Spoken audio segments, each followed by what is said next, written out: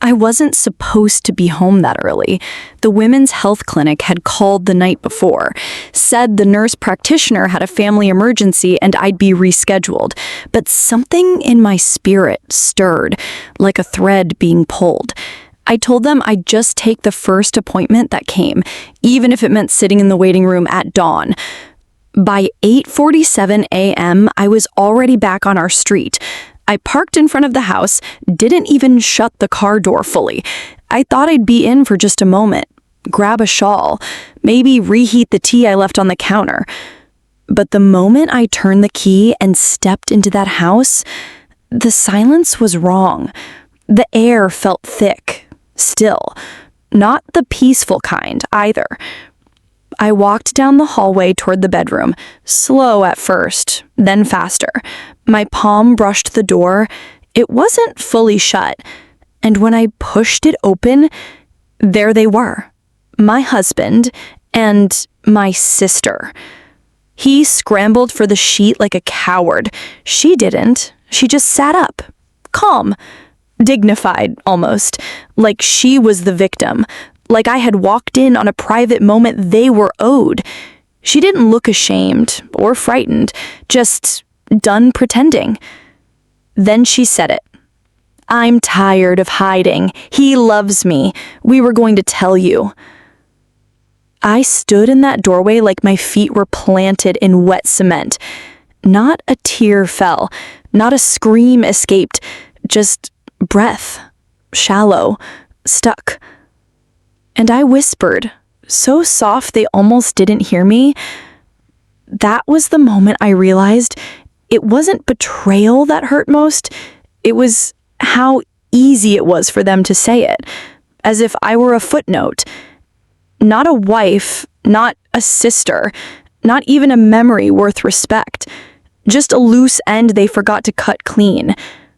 And as I stood there, watching them scramble to make their shame sound like love, I knew this wouldn't be the end of my story. It would be the beginning. If this story grips you, subscribe for more real-life betrayals, revenge, and justice told from a woman's point of view. I didn't pack a bag. I didn't call anyone. I just walked out of the house the same way I came in, quietly. The front door closed with a soft click behind me. Not a slam, not a bang. I got in the car, drove to the park 2 blocks down, sat there in the parking lot with my hands still on the steering wheel, engine running, air conditioning humming. That's when the tears finally came. Not because I missed him or her, but because I finally admitted what I had known for months. It didn't start in that bed. It started long before. In the subtle, almost invisible ways, a person starts to exit your life while pretending they're still in it. I remember the first moment something shifted. I was making dinner, his favorite, garlic butter salmon with roasted potatoes and honeyed carrots. I called him to the table. He didn't come. He said he was just finishing a work call. That call lasted 47 minutes, I remember, because the food went cold. He didn't even apologize, just picked at the plate and said, "You don't season like you used to." Like my taste had gone bland with my age. Another night, I found one of my earrings missing from the vanity dish. It wasn't a big thing, not gold, not expensive, just familiar. Later that week, I saw the same earring glinting in my sister's ear at a family gathering. She laughed it off, said she must have borrowed it ages ago. Then came the phone changes. Passwords where there were none. Do not disturb, always turned on. A new banking app on his phone, one I'd never seen before. He stopped letting me fold his laundry, said he wanted to handle it himself. I remember standing at the foot of the bed one night asking him if something was wrong. He looked up from his phone and, without even blinking, said, "You overthink. That's your problem." Then rolled over and fell asleep. I started noticing how often my sister dropped by.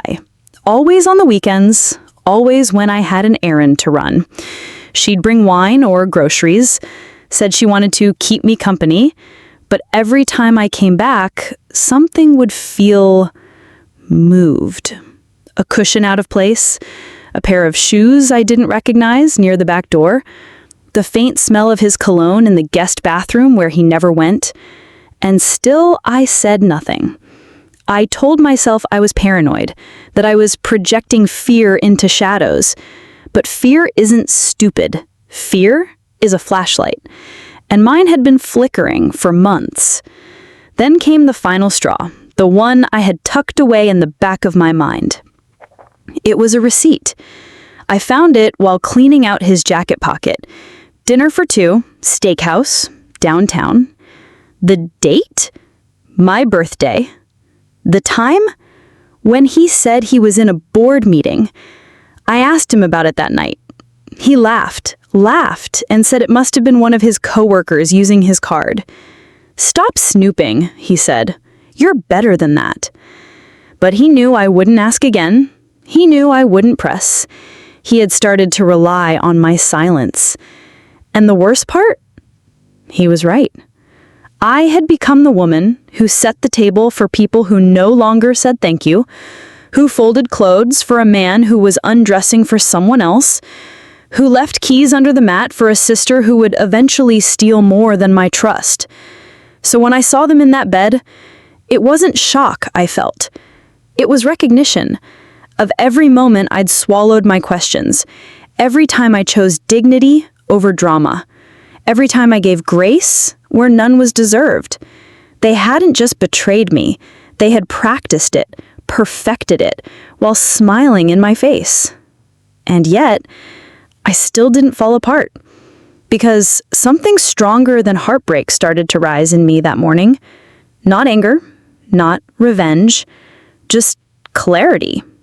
As clear as cold water. I knew then I would let them think they'd broken me.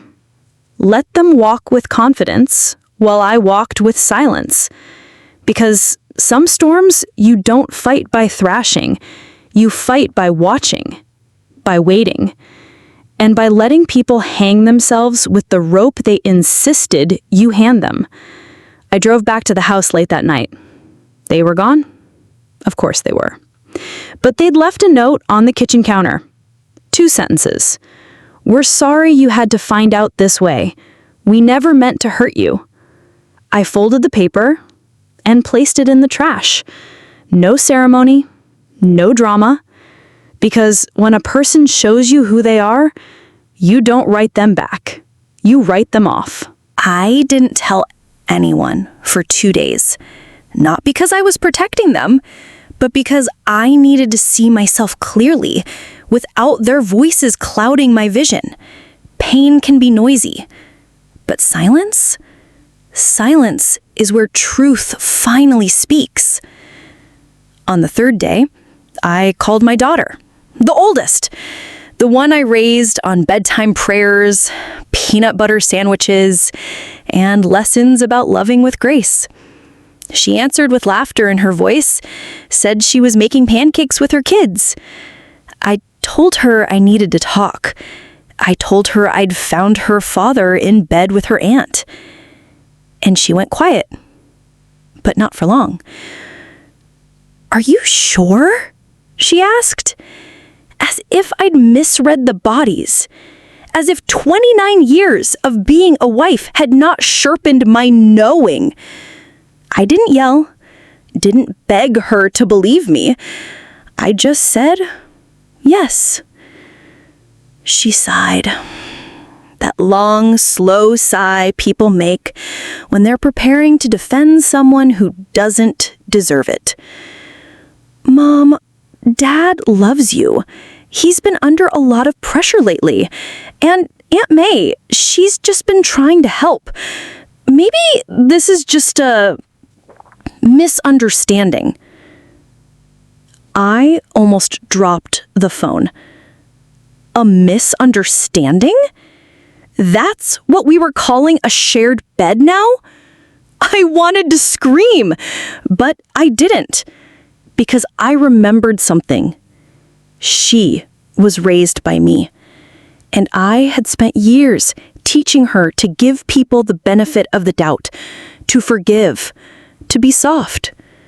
I just never thought my own softness would come back to pierce me through the people I loved most. I ended the call politely, told her I'd talk to her soon, hung up with a calm voice and a cracked heart. Later that week, I tried confiding in an old friend from church, Gloria. We had shared pews and pound cakes for nearly a decade. I told her what happened, expecting at least a tear or outrage, but she blinked, then said, "Well, May always was the prettier one. Maybe your husband just felt disconnected. Men do that sometimes. Doesn't mean he doesn't love you. Doesn't mean he doesn't love me. If betrayal wears the mask of love, then what use is the word?" That night, I sat on the porch and stared at the stars. And I thought about all the times I stood by them. When my daughter failed her first year in college, I covered her rent and helped her start again. When my friend's marriage fell apart, I held her through every sob. When my sister was sick and jobless, I brought her into my home, fed her, clothed her, protected her from her own shame. And now that I needed someone, just one person to say, "You didn't deserve this," all I got was doubt wrapped in sympathy, a gentle slap masked as concern. They made it feel like I was being dramatic, like my heartbreak needed to be toned down so it wouldn't make them uncomfortable. But this was my pain, my home that had been defiled, my body that had aged beside his, my sister who had been kissed with the same lips that once vowed me forever. And yet they looked at me like the problem. That's when something snapped.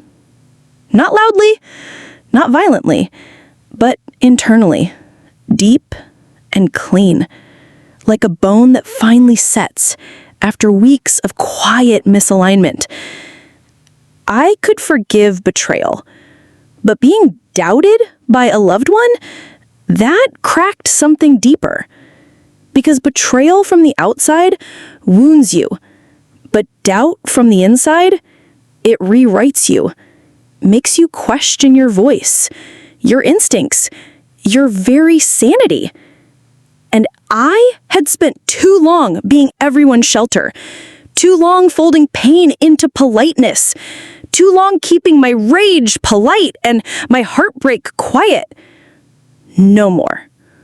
If no one would stand beside me, I would stand alone. Not because I had no choice, but because I finally did. The day after I decided to stop seeking validation, I went into our study. Not his study, ours. We built that room together, installed the bookshelves, picked out the dark mahogany desk, laid the rug with the blue Persian swirl, because he said it made the room feel wise. Now, all I saw were piles of mail he hadn't bothered to open, and a single framed photo. Him and my sister, laughing at a barbecue I didn't attend. I opened the filing cabinet and pulled out everything that still had my name on it. House deed, mortgage documents, retirement account summaries, bank statements. I found something I wasn't expecting to. A document I had never signed. It was a transfer of title form for our second property, the one we bought in the early 2000s to flip and rent. Except now it was in his name alone. Filed, stamped, processed. I stared at that paper like it was a stranger's face. I had trusted him so much that I hadn't even noticed I'd signed my financial spine away. It wasn't just adultery. It was financial deceit. I called our old mortgage broker the next morning, trying to sound casual. Can you confirm the names on the title for 115 Benning Road? He hesitated, then said, "It's just under Harold D. Lewis." Just his name, not mine, not ours. He was preparing to walk away with everything. I sat in that kitchen, sunlight pouring over the cold ceramic tiles, and felt a storm building inside me. Not of rage, but of resolve. If I stayed emotional, I'd lose. If I confronted him now, he'd spin it, make it look like I was the bitter ex who couldn't handle the truth. I needed strategy, not screams. So I called a name I hadn't spoken in years. Margot. She used to be a lawyer, a sharp one. Retired now. Lived a few neighborhoods away.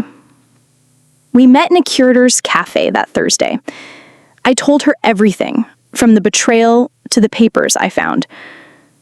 She didn't gasp, didn't pity me. She just stirred her tea and said calmly, "If you want to win, don't fight to prove pain. Fight to preserve your peace. And make them choke on their own arrogance." That sentence rearranged me. I spent the next few weeks listening more than I spoke.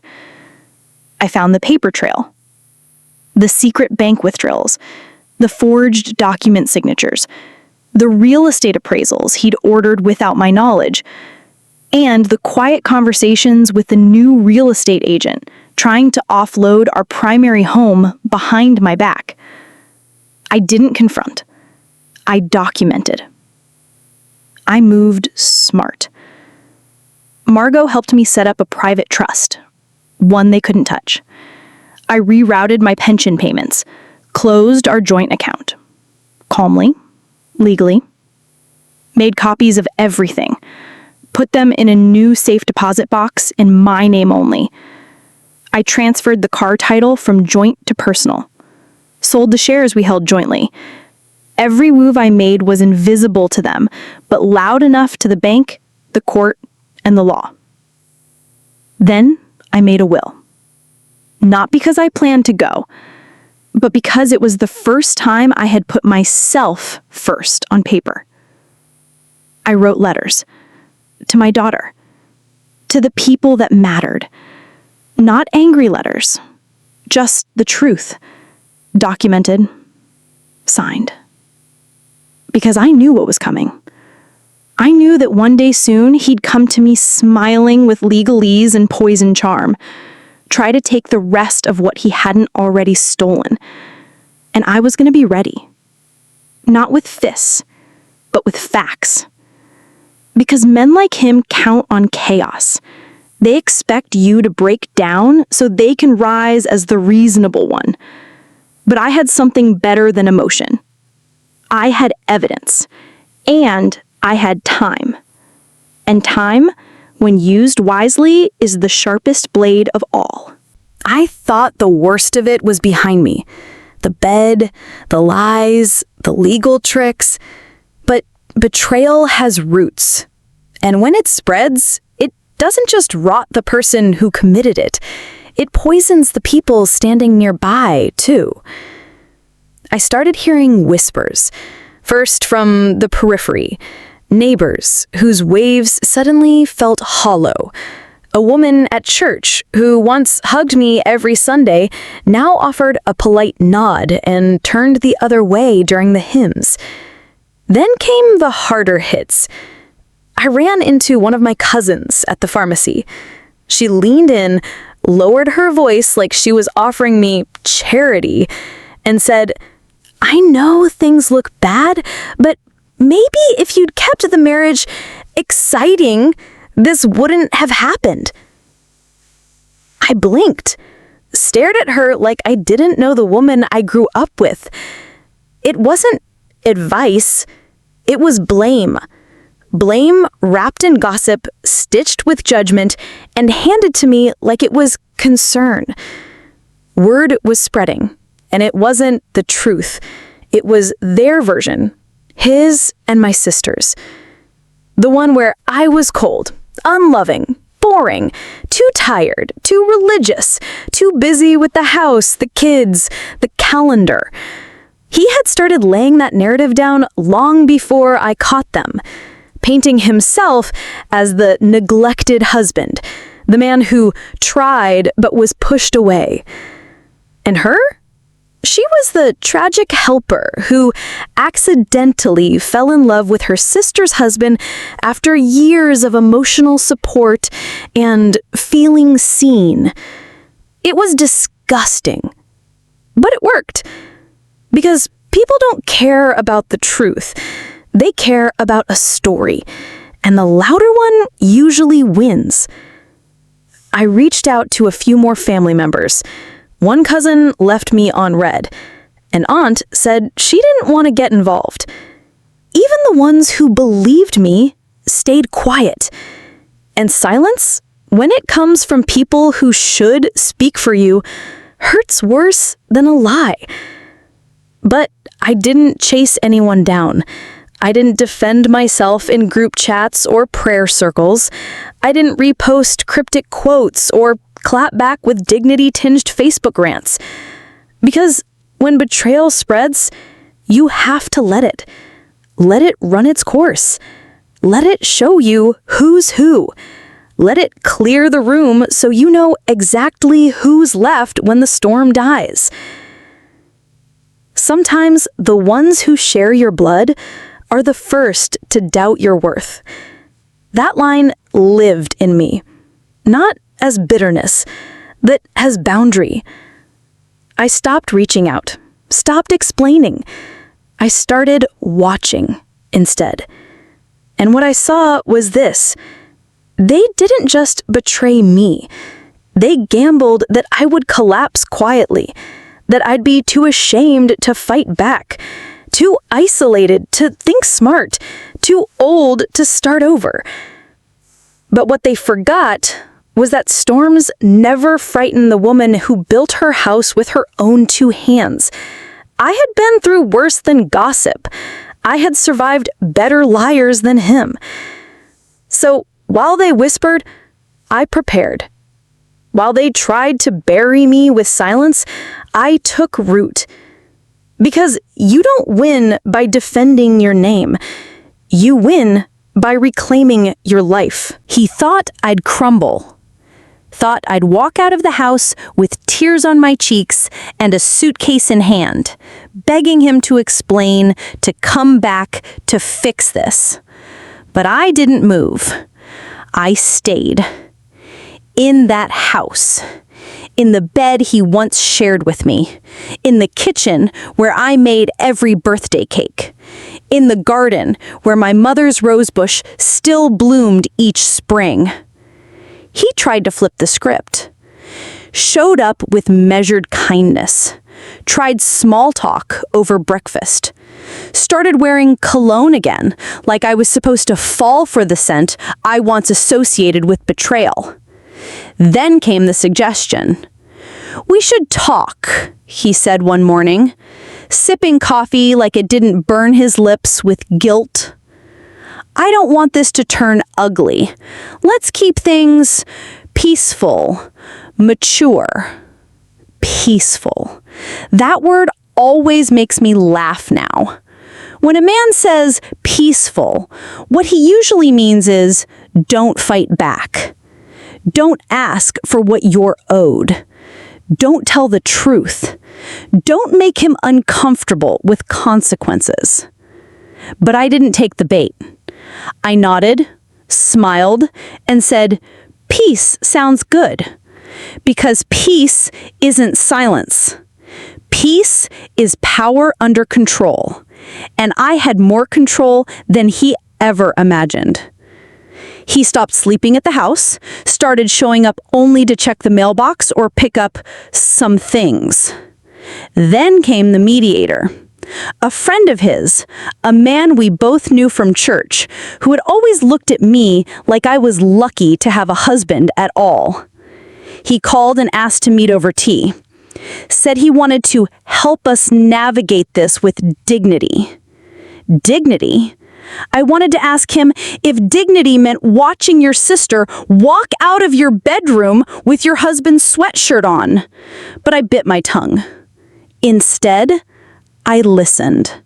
And as expected, the mediation was nothing more than an attempt to make me the aggressor for not letting go. They wanted me to give up the house, split everything evenly, let them live in peace. Move on, he said, like he was gifting me freedom. But he didn't know what I had already done, what I had already moved, what I had already protected. He thought my silence meant confusion. He didn't realize it meant strategy. Because when people don't know your next move, they underestimate your power. And the more he tried to manipulate the narrative, the more I smiled and let him speak. Let them all believe I was the quiet, humiliated woman who didn't want to fight. But while they whispered, I planned. While they negotiated, I maneuvered. I was no longer playing the game they wrote. I was building the table they didn't know they'd soon be seated at. Because this wasn't just about winning a house or a divorce. This was about reclaiming the space they thought they could steal and rename. He wasn't just taking things, he was rewriting the story, making himself the victim. And I refused to let that be the final draft. So, I stayed silent on the outside. But every move I made from that point forward was a sentence in the story I would one day tell in full. And when it came time to speak, I wouldn't raise my voice. I'd raise evidence. The day I truly felt powerful, I didn't wear makeup. I didn't wear heels. I didn't even speak more than necessary. I just sat in my own silence. Sharp, cold, focused. Because by then, I wasn't planning to win a fight. I was planning to end it. I started with the house, not the bricks and the windows, but the paperwork. I requested every document from the local registry, every loan, every tax record, every name that had ever touched the deed. I discovered loopholes even my husband hadn't noticed, clauses that favored me as the initial joint owner before the refinancing. Margot, my retired lawyer friend, read through the files like scripture. She circled sections in red ink and whispered like a general preparing for war. He didn't clean his tracks. He was greedy, not careful. This is your leverage. While he played house with my sister, I was building my wall of proof, quietly, relentlessly. I dug into the bank accounts, found transfers to a woman I didn't recognize. Not my sister this time, but another name. Receipts for hotel rooms, a lingerie purchase, 2 wire transfers marked as consulting fees with no contract attached. He wasn't cheating once. He was cheating everywhere. So I printed everything. Dated, organized, categorized. I wasn't going to shout. I wasn't going to expose him on social media or air my grief in group chats. No, I had a different plan. One night, I met with his other woman, the one whose name I found linked to a $2,500 bank transfer. I didn't go to fight. I didn't even go to warn her. I went with one question. We met at a quiet coffee shop on a Wednesday afternoon. She showed up looking nervous, barely 30, beautiful, but already weary. I slid the receipt toward her, then the bank record.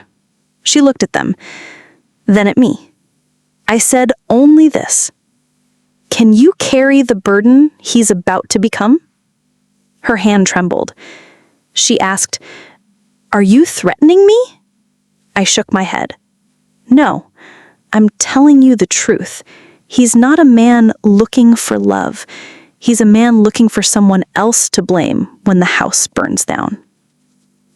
She never responded after that, but I heard from someone later that she blocked his number and moved to another city. One less pawn on his board. Back home, I rewired my financial life.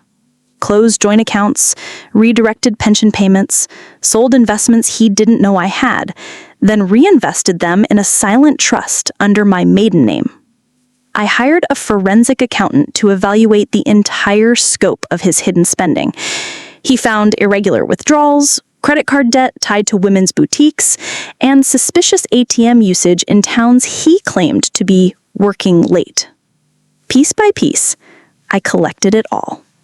By the time he filed the first draft of the divorce paperwork, claiming irreconcilable differences, I had everything I needed to turn the table so fast, he didn't even have time to flinch. But I didn't send it to him right away. I let him think I was still soft, still emotional, still frozen. Because men like him build their confidence on your stillness. They mistake your quiet for fear, your delay for defeat. But I was never frozen. I was calculating. On the outside, I was still cordial, still civil, still the woman who folded towels in thirds and made hot tea in silence. But inside, I was steel. I took one final step.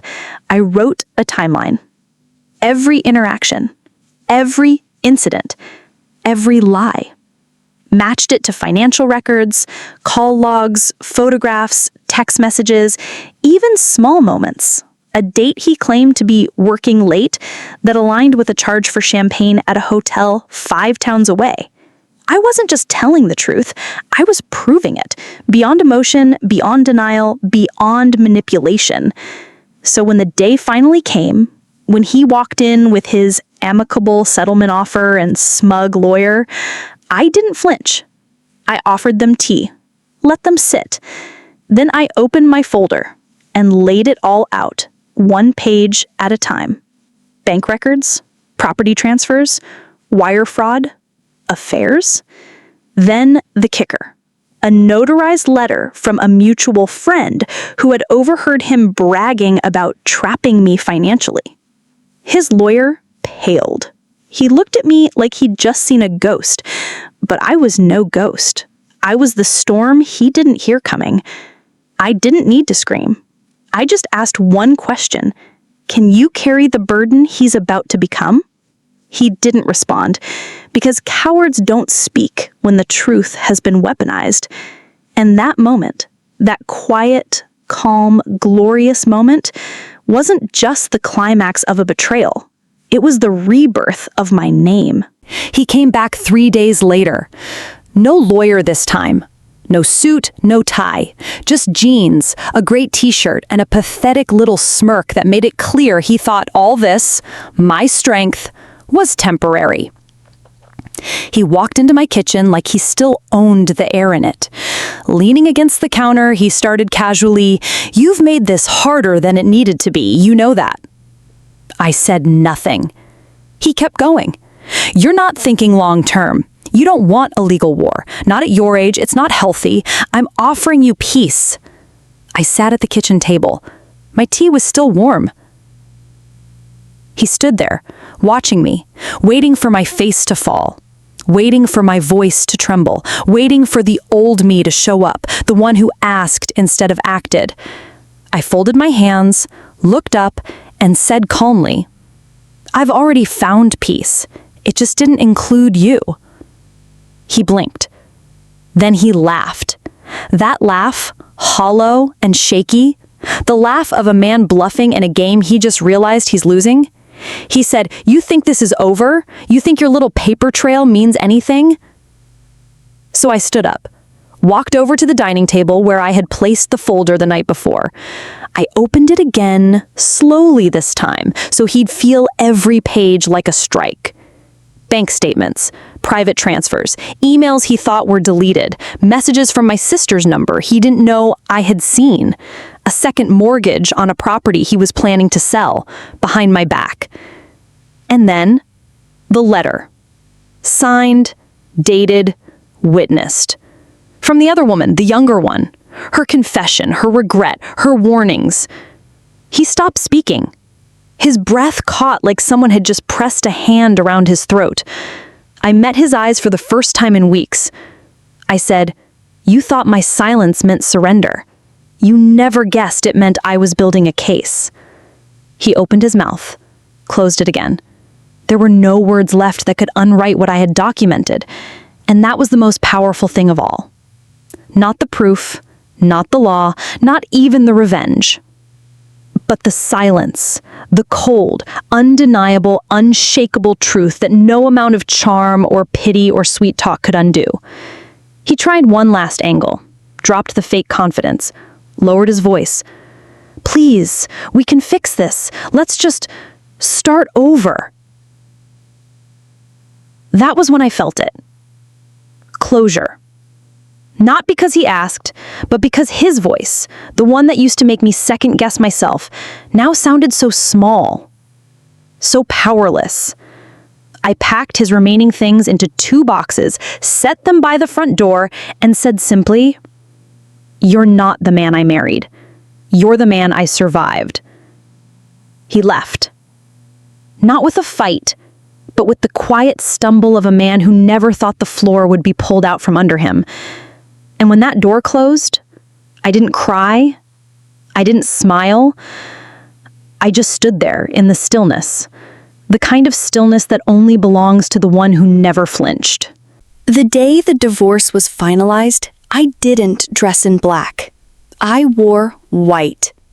A soft linen blouse, loose around the wrists, pants that fit just right, and a scarf my late mother once gifted me.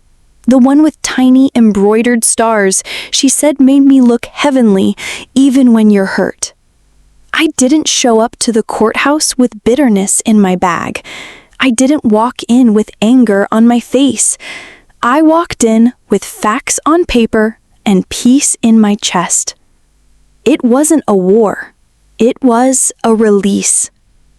The house was awarded to me.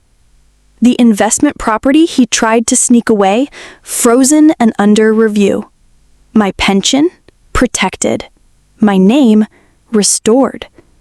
He tried to negotiate in whispers, but the judge wasn't moved. Because silence may not be loud, but truth always echoes. He walked out first, shoulders hunched, phone already to his ear, probably calling the sister he now lived with. And I stepped out into the sunlight, and for the first time in years, I felt new. Not young, not untouched, but new. Like the version of me that had been buried under years of compromise had finally come up for air. I sold the second car we shared, donated half the furniture, painted the bedroom. I left the bed frame, but replaced the mattress. That was important to me, not because I was haunted by what happened, but because I no longer wanted to sleep on anything that had once held a lie. I planted new flowers, roses, marigolds, lavender. Flowers that bloomed through the cracks, flowers that didn't ask for applause, only space and time. I started attending a local women's circle every Tuesday. No pity, no long explanations, just tea, stories, and strength. And when people asked, "How did you manage it all so calmly?" I'd smile and say, "It wasn't revenge. It was the return of my name, my peace, and my power." I no longer needed to be believed by the ones who chose sides, because the only truth I ever needed was the one I stood on. And it held me. Not as a wife, not as a victim, but as a woman who had walked through fire and didn't smell like smoke. Last week, my granddaughter came to visit.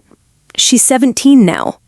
All sharp edges and soft eyes, the kind of girl who carries fire in her voice, but still cries when she watches old wedding videos.